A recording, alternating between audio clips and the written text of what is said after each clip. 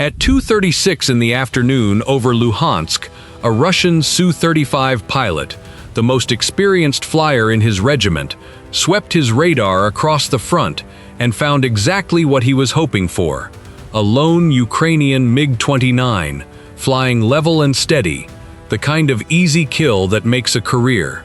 What he didn't know was that an American-built Patriot radar had been tracking his every move for 20 minutes, and a missile crew hidden in a tree line he'd never spot was already working the firing solution. He shoves the throttles forward. The Su-35 breaks out of its patrol pattern and noses over. Radar locked, closing at over 700 knots combined. The jet hums beneath him, eager, the way it always feels when this airframe catches a scent. 40 miles ahead and 20,000 feet below, the MiG-29 keeps cruising down its lane like nothing in the world is wrong. He tightens the intercept, radar chewing through the contact, refreshing the picture again and again. The range keeps shrinking.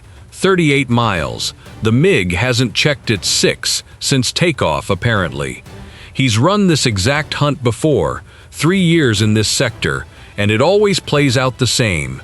An old jet flying alone, making a mistake, and him showing up with every advantage his design bureau ever bolted onto a fighter. He eases into a shallow dive, bleeding altitude for speed. The MiG doesn't so much as flinch. His thumb drifts toward the trigger. It's a clean setup. He steepens the descent by a few degrees and watches the range fall past 29 miles.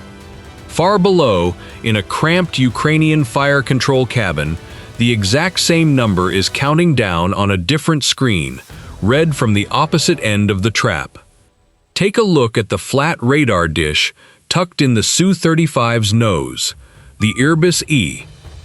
This is Russia's heavyweight fighter radar, one massive transmitter driving a mechanically scanned array powerful enough to catch a fighter-sized target past 200 miles in a narrow beam, or around 150 miles when it's sweeping wide, roughly the distance from Philadelphia to Washington.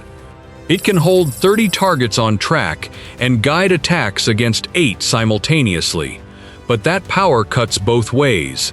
Every watt it throws outward gets picked up by receivers far below, long before the beam itself ever finds anything.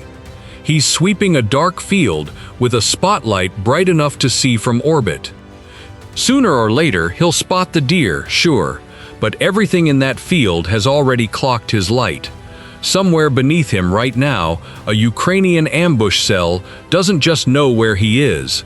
They know exactly what he's staring at. And the jet he's flying is genuinely dangerous. The Sukhoi Su-35S is a twin-engine, super-maneuverable fighter that clears Mach 2 with a combat radius near 900 miles, roughly Dallas to Chicago, 12 hardpoints, thrust vectoring nozzles, and enough radar muscle to intimidate most aircraft before they ever see him coming. This isn't some careless mark. Russia's sharpest air-to-air hunter is about to walk straight into a better-built American trap. He thinks he found the MiG. It's actually the other way around. The MiG's entire job today was to be found. That steady, boring flight path isn't an accident. It's choreography. Watch it holding rock steady at 15,000 feet and 350 knots. The Mikoyan MiG-29 is a Soviet-era, twin-engine fighter designed for short, violent scraps near the front line, capable of Mach 2 with a combat radius around 430 miles, roughly New York to Detroit. Today, its most valuable weapon isn't a missile. It's looking vulnerable enough to chase. At 700 knots of closure, that geometry buys the Su-35 about 3.5 minutes of pursuit, and that's the exact window Ukrainian planners built this whole operation around, pulled straight from this one pilot's flying habits. A good lure never looks like bait to the fish, it looks like the easiest meal on the water, and every bit of that wobble was engineered. The Su-35 takes it, clock's running, 3.5 minutes, starting now. That MiG pilot has the worst job in the sky today. Fly a straight line, look like an easy target, and trust people he'll never see. He rolled onto this heading the instant the Su-35 committed, and he's held it like a metronome ever since, hands locked on the throttle, an escape maneuver briefed and ready, and deliberately not flown.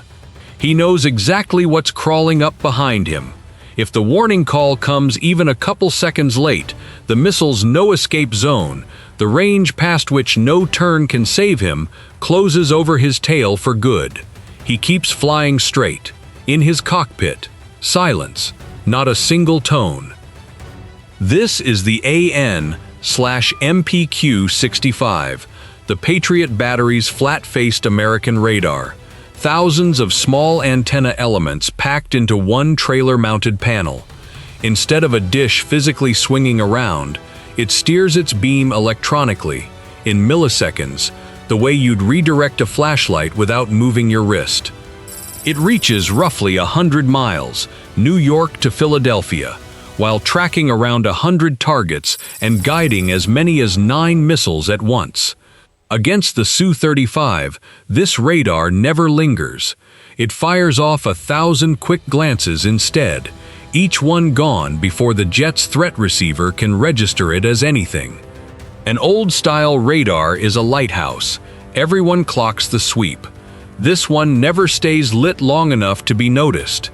20 minutes into the engagement, the Americans know precisely where Russia's best fighter is, and he still has no idea he's been made. Every scrap of that data streams straight to the launch crew. A few hundred yards from that radar trailer, hidden under camouflage netting, the battery crew has been sitting on a loaded launcher and a green light the entire time. The Su-35 has been within missile range for most of the afternoon. They could fire right now. Nobody does. A pilot this skilled can dodge a long-range Patriot shot just by turning for home. A fresh fighter at 33,000 feet still has a full tank of energy, and if they fire early and miss, he simply runs back to base. The story gets around, and no Russian pilot ever hunts a lone MiG in this sector again.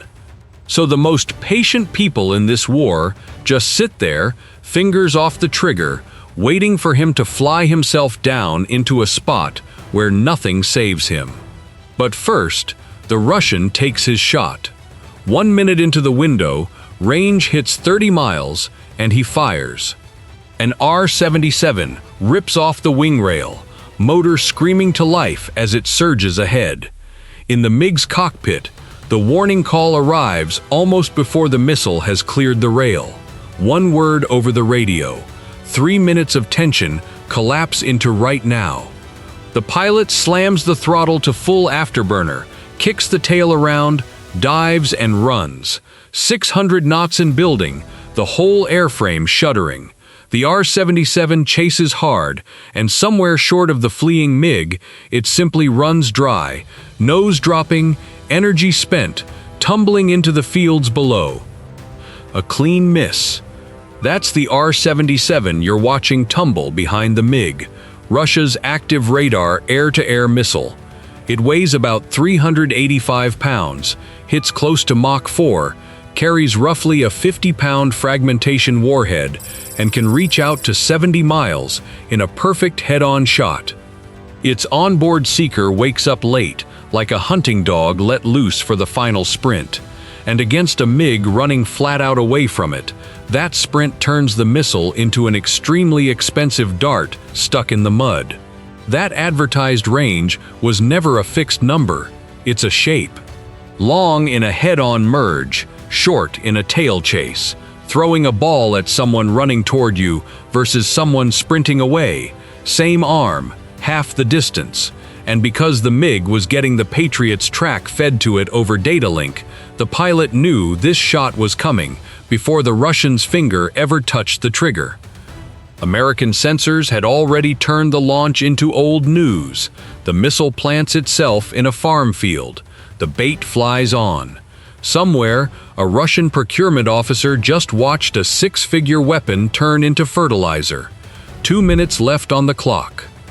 The Russian pilot has a clean way out, sitting right there. Climb back up, log the miss, head home. Taking it kills the trap and turns the afternoon into a wash. He doesn't take it. Instead, he does exactly what fighter pilots are trained to do after a miss. He presses. Throttles through the stops, nose down, 3 more R-77s still on the rails, chasing the MiG toward the deck.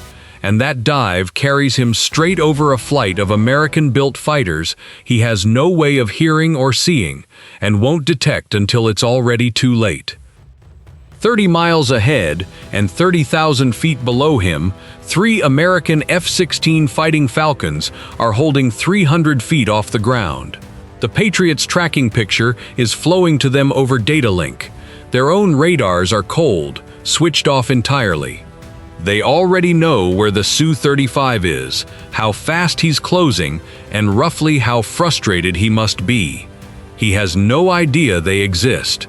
That's a rough spot to be in against Fort Worth's engineering, and they mean to keep it that way. If an F-16 radar so much as flickers on down here, his threat receiver hears it before the return signal ever gets back to them. So they're fighting in total radio silence, hunting off borrowed American eyes. Notice the short blade antennas running along the spine of each F-16. That's the hardware for Link 16, the encrypted network stitching this entire ambush together. It takes the Patriot's tracking data, position, heading, speed, chops it into short digital bursts, and hops those bursts across the radio spectrum tens of thousands of times a second, like whispering a single sentence through 100 different rooms so an eavesdropper only catches fragments. Every jet in the formation sees the identical live picture at the same moment, like a group chat where everyone's map pin updates in real time, together. That network is the reason 3 F-16s can aim at a fighter none of them has ever illuminated with their own radar. America didn't just hand Ukraine jets and missiles, it handed them the invisible nervous system that lets all those pieces fight as a single organism. Down in the weeds, the flight lead checks the picture and starts his own clock. He nudges the formation 10 degrees left onto a crossing line, exactly where the Patriot's data says the Su-35 will be in 90 seconds. Down here, the terrain blurs past under the nose at 450 knots, the jet bucking in the low-altitude turbulence.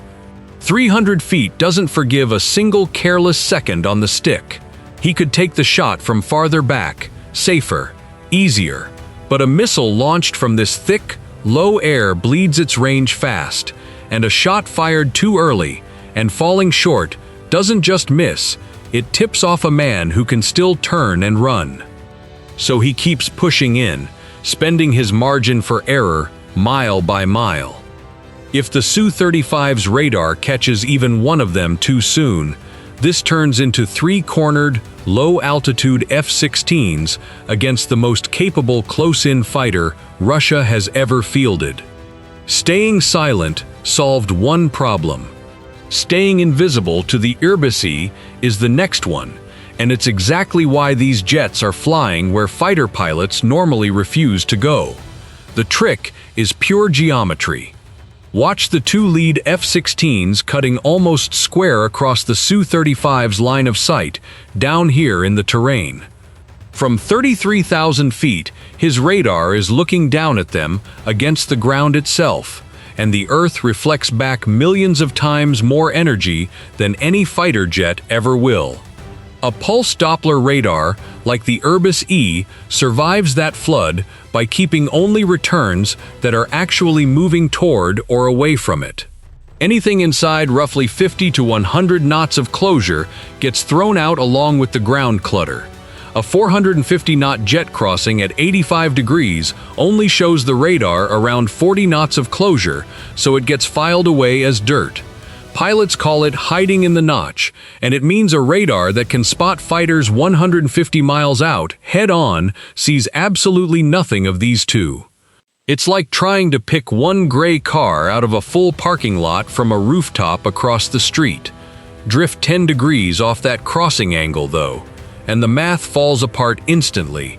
The closure rate climbs straight out of the clutter filter, and 3 fighters suddenly bloom on his scope at once. The cost is fuel and nerve, and it only pays off if the discipline holds until the very last second. It holds. On the Su-35's radar screen, a fleeing MiG and nothing else. He's the only person in this fight operating without the full picture, and the only one who doesn't know it. The lead F-16's thumb comes down on the trigger. The missile leaves the wingtip rail in a climbing arc, riding a cone of white fire straight up out of the weeds. That's an AIM-120C AMRAAM, the Advanced Medium-Range Air-to-Air Missile. It weighs around 335 pounds, tops Mach 4, carries roughly a 40-pound blast fragmentation warhead, and costs somewhere around $1 million. Fired from low altitude, its effective range drops fast, a cost the lead already paid for by pressing in deep toward a fighter worth 85 of these missiles combined. The moment it clears the rail, it needs nothing more from the man who launched it. It steers itself using its own inertial navigation, takes small course updates over the data link, and only powers up its own tiny radar for the final approach. A trained hawk that doesn't need the falconer standing out in the open. The lead brakes hard and drops back toward the ground. Somewhere over Luhansk, a fighter designed in 1970's Fort Worth just fired on Russia's newest, proudest jet and didn't even stick around to confirm the hit. The F-16 Fighting Falcon is a 20,000-pound, single-engine fighter built to turn, accelerate, and fight cheaply at scale. It clears Mach 2, carries AMRAAMs on its wing stations, and has a combat radius past 500 miles, roughly Chicago to Memphis. Smaller, cheaper, and bolder than its opponent, working exactly as intended. For the next several seconds, that missile is the quietest object in the sky. In the Russian cockpit, nothing changes. He's still nose down, still riding out a full-burner dive, the airframe shaking around him. That advertised reach was always a shape, not a fixed number. Long in a head-on merge, short in a tail chase, same arm, half the distance, and the first warning he'll ever get is that missile's own seeker switching on for the final stretch. The AMRAAM's active radar works by shouting into empty air and listening for the echo bouncing off its target. At these closing speeds, that gives him roughly 20 seconds of warning, a doorbell that only rings once the visitor is already standing on the porch. The seeker lights up. His cockpit erupts, warning tone screaming, a missile closing at better than a mile per second. He answers like the veteran he is. The G-force crushes him into the seat, 8 or 9 times his body weight, folding him into the airframe as the engine nozzles swivel and the whole jet snaps around at a rate that shouldn't be possible. Flares bloom behind the tail in hot pairs as he hauls the missile into a corner it can't cut. The AMRAAM screams past close enough to feel. A miss. That was thrust vectoring, and it just saved his life. You can see it in the Su-35's 2 engine nozzles, deflected off their normal axis. In a maximum performance brake like that, the engines physically drag the nose around faster than the wings and air alone ever could. Each nozzle swivels roughly 15 degrees off-center, steering the jet the same way an outboard motor steers a boat. You don't fight the water, you aim the thrust. Most pilots eat that missile. He didn't, but a brake that violent costs hundreds of knots and thousands of feet in seconds, and airspeed is the currency every next maneuver has to be paid for with. This is exactly why Ukraine committed 3 jets, a Patriot battery, and a bait aircraft to bring down one man. Not because he was bad, because he was good enough to require this entire operation. 40 seconds remain, He picks his escape in two, the warning tone still screaming in his ears.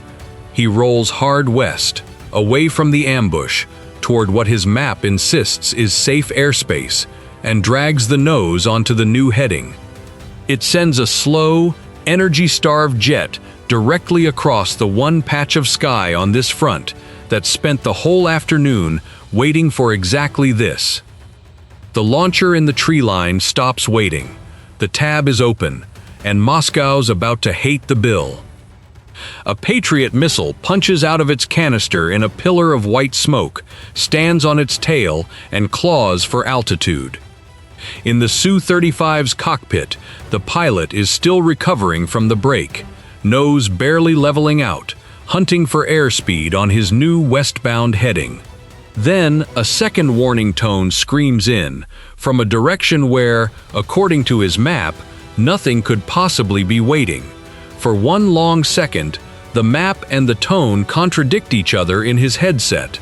The tone is right, and the reason was decided months earlier in an office in Moscow. His map was the one piece of equipment that failed him today, and his own side built it. Headquarters marks contested ground as captured, because good news travels up the chain and accurate news doesn't. In this sector, the front line on his chart sits a full 15 miles west of where the actual fighting is. He planned his patrol off that fiction, believing he was flying a comfortable 20 miles outside any possible Patriot envelope. The real launcher sits just 8 miles behind the true front, and he's been flying inside its reach since his very first orbit. It's like trusting an old GPS that swears a bridge is still standing. Not a careless mistake, a system that punishes honest reporting, and the bill for it just arrived, riding on a Patriot missile. Watch the missile clawing off that launcher. The MIM-104C PAC-2, the Patriot Advanced Capability Missile. It runs about 17 feet long, weighs roughly 2,000 pounds, tops Mach 4, and carries a 200-pound fragmentation warhead. It relays what it sees back to the battery in real time, like mounting a camera on the missile, while the sharpest crew on the ground does the steering, which makes the whole system brutally hard to jam. He now has to fool an entire Patriot battery, not just a single seeker. His situation is now brutally simple. 2 threats, 2 bearings, nothing left in the tank. Hammer and anvil. He breaks again, into the Patriot, the only move he has left, and this second dodge burns speed he no longer has. The jet shudders on the ragged edge of a stall, wings biting into air that gives back less every second. Low, slow, and heavy. The Su-35 is still a masterpiece of Russian aerodynamics. Masterpieces still answer to physics. And behind him, a second AMRAAM goes active, fired by the trailing F-16 in the chaos of that first break. 20 seconds, 2 missiles converging on him at once.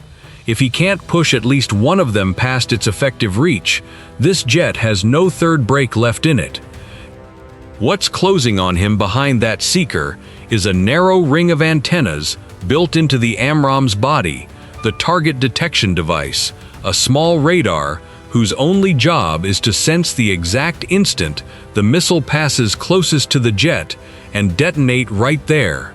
Think of it as a tripwire made of radio waves, strung sideways across the missile's flight path. The moment a jet crosses it, the warhead fires. Its exact lethal radius is still classified, but against a fighter, a near miss is functionally no miss at all. At these speeds, the entire kill sequence happens inside a tenth of a second. No human is making decisions in there anymore. Beating that tripwire takes more miss distance than the fuse can ever close, and buying that distance takes the 8 or 9 Gs this airframe can pull at 450 knots. At 250 knots, low and heavy, the wings can only give him 3. He already spent his best turn beating the first missile. This American firing chain was built to collect on the second one. He pulls with everything a great pilot has left. The jet gives him 3 Gs, 3 times gravity, and not 1 ounce more. The Patriot screams past, the maneuver just barely working a second time. The AMRAAM behind him doesn't miss. The warhead detonates alongside his tail. The Su-35 breaks apart at altitude, and the wreckage tumbles, burning, into the fields around Luhansk. 12 seconds still left on the planner's clock. A parachute, maybe. Russian channels claim the pilot ejected safely. No proof has ever surfaced. 23 minutes of patience. 3 American systems, 1 Ukrainian decoy, and 1 Russian ace who did almost everything right anyway. Before the fires even settle, a Ukrainian scout quadcopter, a machine worth a few $1,000s, less than the flanker's canopy glass alone, is already circling the wreckage. The tree lines and dirt road angles caught in that footage pin the kill site to within a football field of the village of Moshchun, roughly 26 miles from the front, about the distance from Dallas to Fort Worth. The footage settles the story before Moscow's version of events even has time to form. If this kind of breakdown is useful to you, the best thing you can do is hit subscribe and drop a comment with the next engagement or weapons system you want covered. More of this is already on the way.